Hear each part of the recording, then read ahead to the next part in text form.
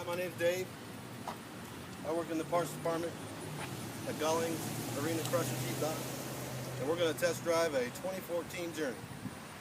Why did you pick the Journey? So I have a 2011 of my own, and I want to see the difference between the 2-year-old one and the new one. Great. Let's do it. And if you hold the key, I try to unlock it. Don't unlock. If I carry the key in my pocket, let's put my hand in here, it unlocks. It's magic. Unfortunately though, it's only set up for the driver's side to only unlock the driver's side door in case you're at night in a parking lot. You can actually go through the system and change it to where it will unlock all of them. Or if you walk up to the passenger side, it will unlock all of them.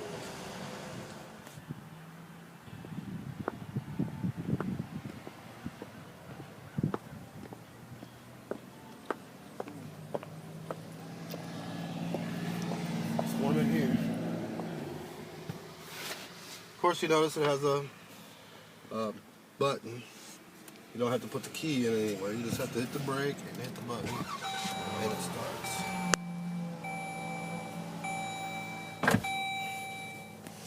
It seems to be pretty much identical to the 11, outside of the leather. Mine don't have leather. Or a sunroof. Which we can open. That's pretty nice. It's a good day for it. It's good. Good day for the sunroof. Okay, we need to get a tag. What's our tag? Park assist. Ready? Yep, there's the reverse camera. Oh, that's pretty cool. Mine don't have that either. So that's pretty neat. And we got plenty of gas. Now you'll notice a lot of your controls are all touchscreen. If you hit climate, you can all touchscreen it, all your functions, or you can see the rear off. Or you can actually use these here, which are the same buttons here, just for old school people that aren't familiar with the touchscreen. And it has LED lighting throughout on both sides, map lighting. Home link, you can hook to your garage door at home and all that stuff. Will hook right up. And a sunglass bin that doubles for a mirror so you can let your kids in the back seat to sit down. On the EVIC here, in the center of the console, you can custom make however you want it to read. Right now we've got it on the speedometer. Of course it shows all different kinds, trip, time, vehicle information, messages. If you need an oil change, a message will come up. It'll tell you if there's a problem in a message, and you can also set it'll show your tire pressure to make sure your tire pressure is fine. Most people leave it on the vehicle speedometer. It's easier to read the digital speedometer, how fast you're going, than trying to watch the gauge, so a lot of people use that. And then you also have your audio controls in the back, volume up, and select, and then this changes the channels over here, or tracks, or however what you're listening to, if it's a CD or if it's the radio.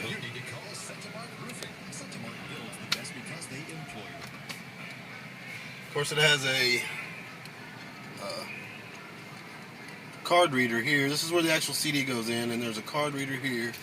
And then we also have a USB port, an auxiliary port in the console with an additional 12-volt charger that's hot all the time. So it'll charge the phone whether the car's running or not. Oh, this also slides. If you don't want to open it. Or it'll open. That's cool. Alright. Back to the camera. Now this one comes with a 3.6 V6, about 282 horsepower. It's a 6-speed automatic transmission. Full wheel anti-lock brakes, I'm pretty sure it has roll control, where if you're on a steep hill, it won't allow you to roll backwards. So let's take it out on the road. It seems to drive and handle pretty much the same.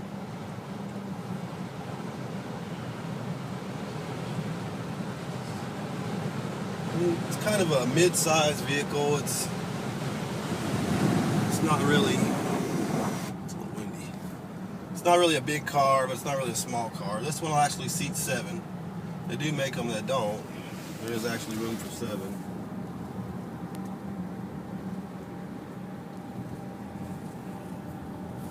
Of course, all your options: cruise control, rear wiper, rear air. It's got another outlet, I think, in the back. There's also a flashlight in the back. That's an LED flashlight that stays charged as long as it's plugged in. Power mirrors, of course. This one I think has a 7-speaker Alpine stereo with subwoofer. It sounds pretty good for factory radios. They're pretty good. This one also has Bluetooth, so you can hook your phone to it.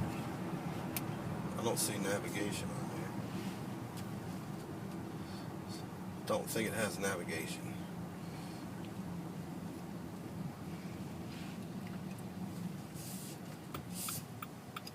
And it's got tilt light column here.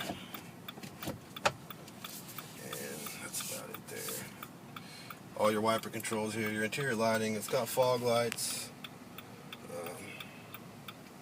They're real nice cars. I love mine. I drove it 1,400 miles and spent $194 in gas. So it worked out to about 14 cents a mile, which is pretty good. There's only 2 adults with luggage and stuff, so that's really good for the size vehicle it is. You would expect to spend more in gas. Probably really comfortable for a long trip too, huh? I can't complain. This actually has lumbar settings in the seat, and of course it's all fully electric, up and down, back and forward, and then recline, so you can alter the way you're sitting several times. I caught myself changing it a little bit here and there, just every so many 100 miles, I suppose. Other than that, it handles real well. I mean, this car pretty much drives itself. Real sturdy. It's got some power. We'll get him on it a little up going up this street up here. They will get up out of their way, that's for sure. How about the radio? The radio is a real good one. It's got it's an Alpine 7-speaker system with subwoofer. And it's all, you can program all your stations in here, and it has a bunch of different features. As far as your settings, you got audio setting where you can adjust the speed where it gets louder, when the music will get louder by itself. See, it'll get up to 50 miles an hour pretty fast. So it'll definitely get on the freeway real good.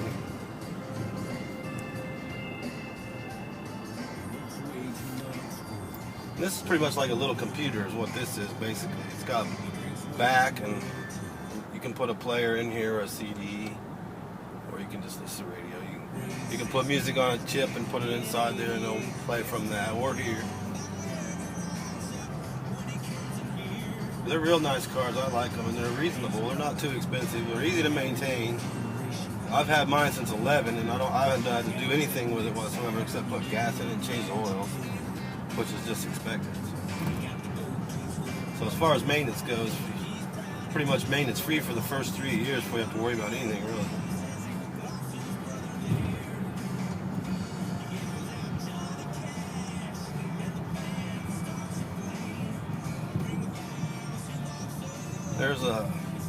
There's coolers in the back floor, the floor of the car. There's a cooler on each side behind the driver's seat. That actually holds 12-ounce cans of your favorite beverage, of course. I guess for long trips or soccer games, whatever, put in there. It's pretty nice. There's like a little cubby under the passenger seat where it's kind of like a glove box in a way, where you throw something in quick if you're just running a store, you don't feel like carrying it. And it's out of the way, it's out of sight, out of mind, and nobody knows it's in there.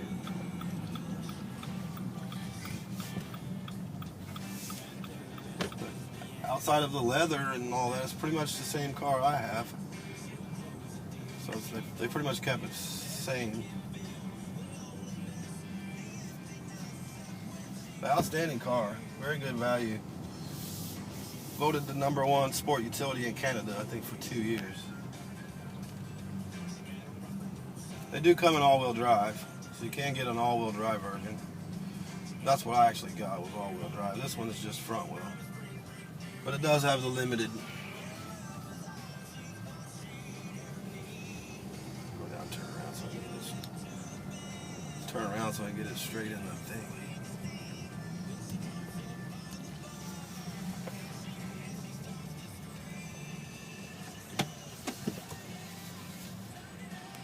I'm not used to that.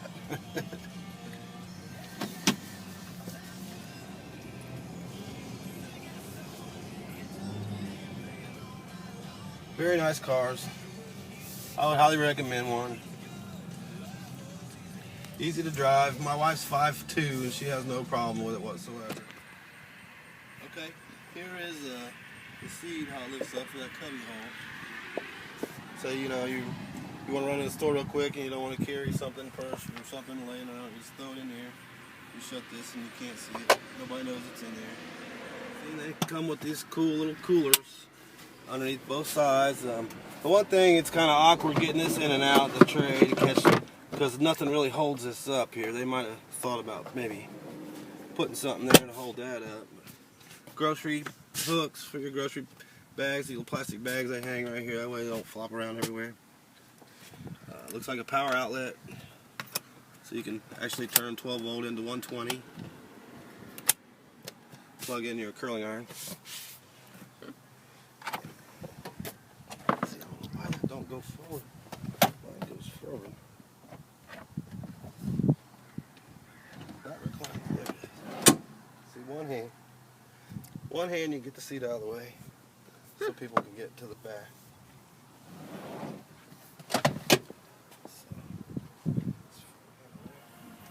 Comes with a cargo net, of course.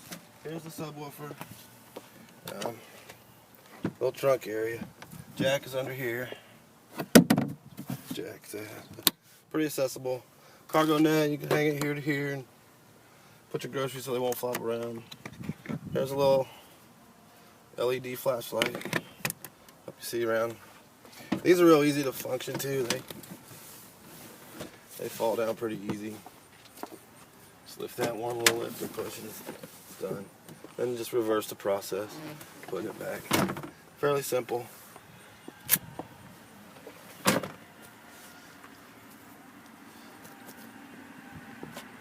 Well, they're a real good deal.